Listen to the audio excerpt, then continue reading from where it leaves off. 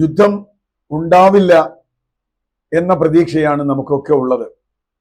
യുദ്ധം ഉണ്ടാകരുത്, ഉണ്ടാകാൻ പാടില്ല എന്ന് സംഗതിയുണ്ട്. പക്ഷേ അത് പറയുമ്പോഴും ഇന്നത്തെ രാഷ്ട്രീയ അന്താരാഷ്ട്രീയ ചില കാര്യങ്ങൾ വെച്ചുകൊണ്ട് പൂർണ്ണമായും യുദ്ധം ഉണ്ടാവില്ല എന്ന് ഒരു ഭരണകൂടത്തിനും പറയാൻ പറ്റില്ല.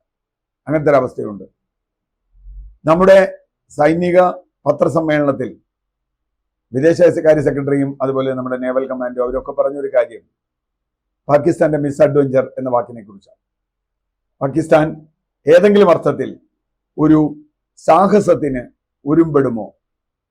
ഉരുമ്പെടില്ല എന്ന് പറയാൻ പറ്റാത്തതുകൊണ്ട് രാജ്യത്തെ സംബന്ധിച്ചിടത്തോളം, രാജ്യം ഭരിക്കുന്ന സർക്കാരുകളെ സംബന്ധിച്ചിടത്തോളം ഒരു സംശയവും വേണ്ട, അവർക്ക് ഒരു യുദ്ധത്തിനുള്ള ഒരുക്കം സൈന്യം മാത്രം ചെയ്താൽ പോരാ. സൈന്യം അവരുടെ ഒരുക്കങ്ങളൊക്കെ ചെയ്തിട്ടുണ്ട്, അത് മാത്രം പോരാ. കാരണം യുദ്ധം ഇപ്പൊ സൈന്യം മാത്രമല്ല ചെയ്യുന്നത്. യുദ്ധത്തിന്റെ ഇമ്പാക്റ്റ് സാധാരണ ജനങ്ങളിലേക്ക് വളരെ പെട്ടെന്ന് വരും.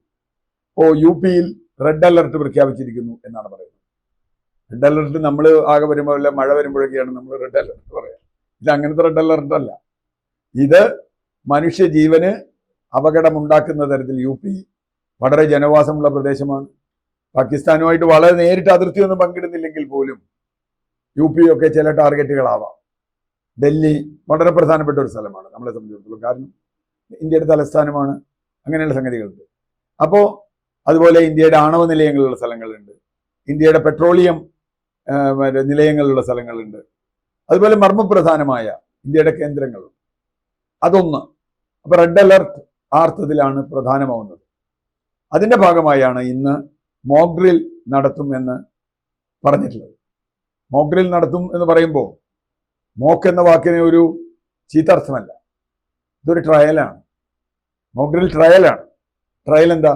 നാളെ യുദ്ധസമാനമായ ഒരു അന്തരീക്ഷം ഉണ്ടായാൽ ഓരോ പൗരന്മാരും എന്തു ചെയ്യണം എന്നാണ് മോക്ക് ഡ്രില്ലിൽ പറയുന്നത്.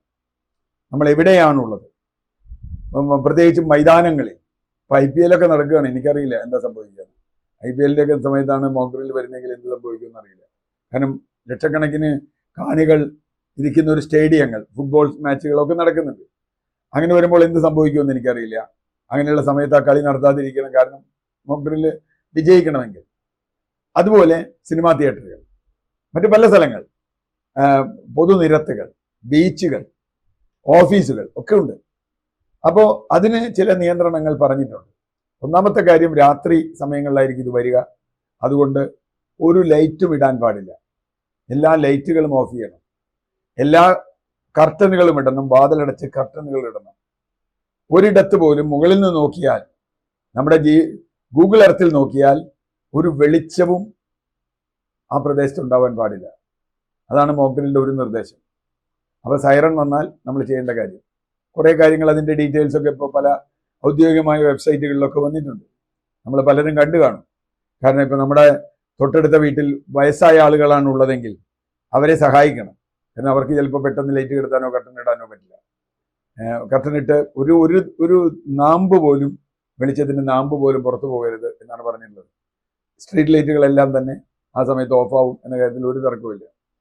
ബാക്കി നമ്മുടെ മറ്റ് സംവിധാനങ്ങൾ, ഇപ്പോൾ നമ്മൾ ചിലർ ലൈറ്റ് ഓഫ് ആകുമ്പോൾ തന്നെ മൊബൈൽ അങ്ങനത്തെ സാധനങ്ങളൊന്നും റോഡിലൊന്നും എവിടെ നിന്നും കത്തിക്കാൻ പാടില്ല. പരമാവധി ഷെൽട്ടറുകളിലേക്ക് പോകണം. വീടോ ഓഫീസോ എവിടെയെങ്കിലും അതിനകത്തേക്ക് പോകണം. തെരുവിൽ ഇറങ്ങി നടക്കരുത്. ഇത് ഒരു പേടിപ്പിക്കാനുള്ള സാധ്യതയാണ് നമുക്ക് തോന്നാം. ചെറിയ പേടിയൊക്കെ ആളുകൾക്കുള്ളിലുണ്ടാവും. കുറച്ച് പേടി ഉണ്ടാവും നല്ലതാണ്, പ്രത്യേകിച്ചും കേരളീയർക്ക്. കാരണം അത്രയ്ക്ക് സ്വതന്ത്രമായിട്ടാണ് നമ്മളിവിടെ നടന്നിട്ടുള്ളത്. നമ്മൾ യുദ്ധം കണ്ടിട്ടില്ല. അതുകൊണ്ട് ഒരുപക്ഷെ രണ്ടാം ലോക മഹായുദ്ധത്തിന്റെ കാലത്തൊക്കെ പഴയ കാരണവന്മാർ പറയാറുണ്ട് ഇങ്ങനെയാണ് അത് ചെയ്യുക. പക്ഷെ അന്ന് ഇന്നത്തെ പോലെ വലിയ നഗരങ്ങളില്ല, ഇത്രയും വലിയ ആളുകളില്ല, ഇത്രയും ലൈറ്റുകളില്ല, സ്ട്രീറ്റ് ലൈറ്റ് പോലും നമ്മുടെ നാട്ടിലുണ്ടായിരുന്നില്ല. ഇന്നിപ്പോൾ അതല്ല. അതുകൊണ്ട് രാജ്യം അതീവ സുരക്ഷാ ജാഗ്രതയിലാണ്. നമ്മുടെ അണക്കെട്ടുകൾ, പ്രത്യേകിച്ച് വലിയ അണക്കെട്ടുകൾ ഇത്തരത്തിലുള്ള യുദ്ധത്തിലെ ടാർഗറ്റുകളാണ്. നമുക്കറിയാം, ഒരു അണക്കെട്ട് തകർന്നാൽ, ഞാൻ മുല്ലപ്പെരിയാറിന്റെ കാര്യമല്ല പറയുന്നത്, ഒരു വലിയ അണക്കെട്ട് തകർന്നാൽ താഴേക്ക് അത് ഉണ്ടാക്കുന്ന പ്രത്യാഘാതം ഏത് ബോംബിനേക്കാളും വലുതാണ്. കാരണം നമുക്ക് രാത്രി അറിയില്ല, ഇത് തകർന്നു പോയാൽ ഇത് തിരിച്ചു വരാം. അപ്പോൾ അണക്കെട്ടുകൾക്ക് പ്രത്യേക ജാഗ്രത വേണം. വിമാനത്താവളങ്ങൾക്ക് പ്രത്യേകമായ ജാഗ്രത വേണം. നമ്മുടെ പോർട്ടുകൾ, നമ്മുടെ തുറമുഖങ്ങൾ, അവർക്ക് പ്രത്യേകമായി ജാഗ്രത വേണം. ആശുപത്രികൾ, വലിയ ആശുപത്രികൾ, അതിന് ജാഗ്രത വേണം. കാരണം നമുക്കറിയാം ഇസ്രായേലൊക്കെ ആശുപത്രിയുടെ മുകളിലാണ് കൊണ്ട് ബോംബിട്ടുള്ളത്. അപ്പോൾ പാകിസ്ഥാൻ്റെ കാര്യം പറയാൻ പറ്റില്ല, ചിലപ്പോൾ ബോംബിട്ടില്ല എന്ന് പറയാൻ പറ്റില്ല. വലിയൊരു ആശുപത്രിയുടെ മുകളിൽ കൊണ്ട് ബോംബിട്ടാൽ കുറേ ആളുകൾക്ക് മരിക്കുമല്ലോ. അവർക്ക് എന്താ ചെയ്യാൻ പറ്റുക? ഇറങ്ങി ഓടാൻ പോലും കഴിയാത്ത രോഗികളാണ് കൊല്ലപ്പെടുന്നത്, കുട്ടികളാണ്, സ്ത്രീകളാണ്, ഗർഭിണികളാണ്. അപ്പോൾ അവരൊക്കെ ഉണ്ടാവും. അപ്പോൾ അതുകൊണ്ട് അത്തരം സ്ഥാപനങ്ങൾ നിർബന്ധമായും ഒരിക്കലും ടാർഗറ്റ് ആവാത്ത തരത്തിൽ ഏതെങ്കിലും തരത്തിലുള്ള ആക്രമണം ഉണ്ടായാൽ ടാർഗറ്റ് ആവാത്ത തരത്തിൽ എത്ര എഫിഷ്യൻ്റായി നമുക്ക് ചെയ്യാൻ കഴിയും എന്നതാണ്. ഇത് ഒരുപക്ഷെ യുദ്ധമുണ്ടായില്ലെങ്കിൽ അയ്യോ നമ്മൾ വെറുതെ ആയി പോയില്ല എന്ന് വിചാരിക്കേണ്ട. ഇന്നസെൻ്റ് ഒരു ഇതിൽ പറഞ്ഞതുപോലെ ബ്ലഡ് ടെസ്റ്റ് ചെയ്യാൻ കൊടുത്തിട്ട് ഒരു രോഗമില്ല, വെറുതെ കാശ് പോയി എന്ന് പറയുന്ന പോലെ നമ്മൾ ഇതിനെ കാണാൻ പറ്റില്ല. കാരണം നാളെ ഒരു ഇൻസിഡന്റ് ഉണ്ടായാൽ എങ്ങനെ നേരിടണമെന്ന് ജനങ്ങളെ പഠിപ്പിക്കുന്ന ഒരു സംഗതിയാണത്. അത് എല്ലാവരും പാലിക്കും എന്ന് തന്നെയാണ് നമ്മൾ കണക്കാക്കുന്നത്.